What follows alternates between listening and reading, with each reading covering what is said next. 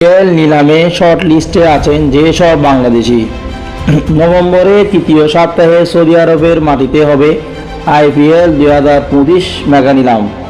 একাধিক পরিবর্তন আর লম্বা রিজেকশন পর্ব শেষ করে নতুন করে আসছে এবারে নিলামের পর্ব। আগেই জানা গিয়েছিল এবার মেগা নিলামের নাম দিয়েছে 13 বাংলাদেশি ক্রিকেটার। আইপিএল কর্তৃপক্ষ আজ সন্ধ্যায় প্রকাশ করেছে শর্ট লিস্টে থাকা 574 জন ক্রিকেটারের নাম, যেখানে আছে আইপিএলে পরিচিত দুই মুখ সাকিব আল হাসান এবং মুস্তাফিজুর রহমানের নাম। সেই সঙ্গে কলকাতা নাইট রাইডার্সের হয়ে এক ম্যাচ খেলা সুযোগ পাওয়া লিটন কুমার দাসের নামটাও খুঁজে পাওয়া গেল তালিকায়।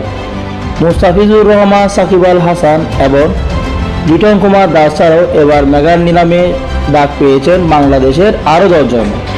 রিশাদ হোসেন, তাওহিদ হৃদয়, তাসকিন আহমেদ, মেহেদী হাসান মিরাজ, শরীফুল ইসলাম, তানজিম হাসান সাকিব, শেখ মেহেদী হাসান, হাসান মাহমুদ এবং নাহিদ রানা। 574 জন ক্রিকেটারের মধ্যে ভারতে আছেন 366 জন ক্রিকেটার। বিদেশিদের মধ্যে আছেন 208 জন ক্রিকেটার, যার মধ্যে সহযোগী দেশ থেকে 3 জন। নিলামে ক্রিকেটারদের মধ্যে 318 জন ভারতীয় এবং 12 জন বিদেশি ক্রিকেটারও এখন আন্তর্জাতিক ম্যাচ খেলেননি। নিলাম থেকে সর্বোচ্চ 204 জন ভারতীয় এবং 70 জন বিদেশি ক্রিকেটারের নাম এবং ক্রীড়া সুযোগ রয়েছে। বাংলাদেশিদের মধ্যে সর্বোচ্চ রুপি হচ্ছে মুস্তাফিজুর রহমানের 2 কোটি এবং একাধিকবার কাপল ব্যাপের মালিক।